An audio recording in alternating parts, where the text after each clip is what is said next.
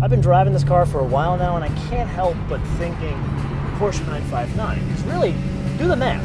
You've got a flat six twin turbo at back. You've got all-wheel drive and a lot of like exotic control. The only thing it's missing is the Kevlar body panels, and this one's not manufactured by Dowling.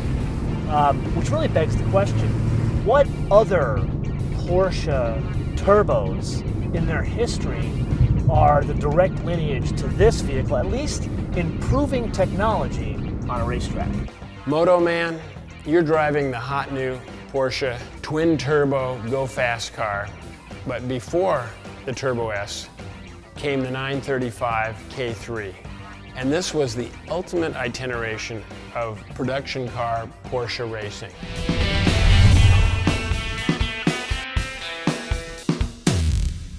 This is a Group 5 car. This ran Le Mans in 1979. But it really all started in 1973 when Porsche brought out the RS. 1 year only, 2.7 liter race car for the street. They made 500 of these to homologate it for production cars, and then after that came the RSR, the 934, the 934.5, and now the 935. Then, as with some Mercedes cars, AMG kind of tricked them even further. And with Porsche, it was Kremer. And so this would be called the 935 K3. This is the baddest of the bad boys. And in speaking with the Kremer brothers, they said they made 100 changes that gave them a 1% advantage, and that's all they needed.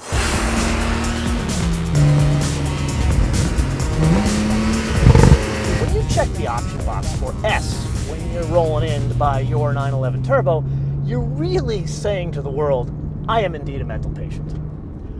Well, this is the way to confirm it. You hit this button here, and then a couple of things happen.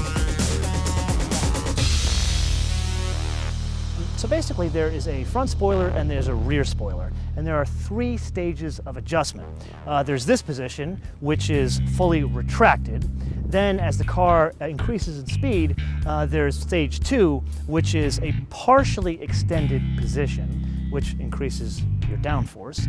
And then there's stage 3, which is fully extended, and in the rear spoiler, it's not only extended, but it's also pivoted up. And the idea is to give you the most downforce when you're in Sport Plus mode. But then, it's kind of like calling Scotty down in the engine room and saying, hey Scotty, I need more boost pressure. And, you know, I'm not really a Trek fan, so I don't know where he pulls the power from, like the Photon torpedoes or something like that. But anyway, he figures out a way to get more boost pressure. In this case, it's an extra 2.2 pounds of boost pressure, which give you an extra 37 pound-feet of torque, so you can go and do crazy things like this.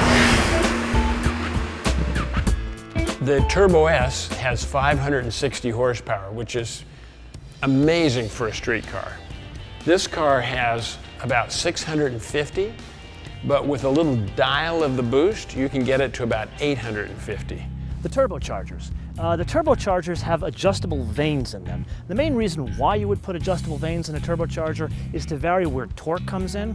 Peak torque on this engine comes in at 2100 RPM, goes all the way up to 4250 RPM. On the base turbo, if there is such a thing as a base turbo, peak torque comes in a little bit lower than that, but that's really an incredible accomplishment when you think about it, because inherently a boxer engine, a flat 6 engine or a flat 4 like in a Subaru, they inherently have lower torque output. So the fact that Porsche is pulling, get this, 516 pound-feet of torque at 2100 RPM out of a flat 6, incredible. So following through with the fact that this is a production car, this is a factory tub. This was taken right off the line.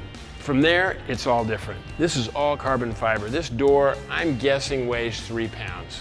To be a Group 5 car, you've got to have the stock window configuration. A standard 911 slopes back like this. Well, the Kremers gave it a little extra here for aerodynamics, but they were stopped going through tech because they didn't have stock rear glass in it. But if you look through this, you'll see the stock configuration of the car buried underneath this car. You know, in racing, it's the edge, and you get it any way you can. The top speed of this car, depending on who you speak with, was 240, 250, 260, and then some people talked a little higher than that. So let's take stock. We can adjust the torque, we can adjust the rear spoiler, we can adjust the front spoiler, and we can even dial in more boost pressure all on demand. But wait, there's more. The rear wheels, they steer. Here's how it works. Up to 31 miles an hour, they steer in the opposite direction of the front wheels. But 31 to 50 miles an hour, they steer independently. So it depends on steering wheel input and speed of the vehicle, so they could turn either with the front wheels or in the opposite direction of the front wheels. But when you get above 50 miles an hour, that's when you have some fun. Basically what they do is they steer in the same direction as the front wheels. But really it's a magic trick from the engineers in Zuffenhausen. What they're doing is they're putting in a virtual accordion in the middle of the wheelbase of this vehicle. So up to 31 miles an hour in like parking lot situations, they're giving you the steering wheel response of a smaller vehicle like a Honda Fit, so a shorter wheelbase, more nimble. But then over 50 miles an hour, what they're doing is they're giving you the steering response of a longer, more stable vehicle, something with a wheelbase of like an S63, all in one small 911 package. And then there's my favorite adjustment. If you've driven a recent Porsche, you've probably experienced the Sport Chrono package. That gives you the fancy stopwatch on the top of the dashboard, more functions in your trip computer, but that's kind of the surface stuff.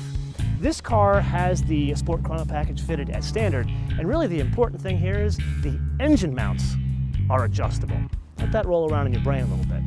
Basically, if you're a car engineer, you have to balance between rigidity of your platform and isolating noise, vibration, and harshness. So what the Porsche engineers have done here is they've put in adjustable engine mounts, so when you're demanding all 516 pound-feet of torque, and did I mention 560 horsepower? They stiffen up the engine mounts so the entire car is basically more rigid.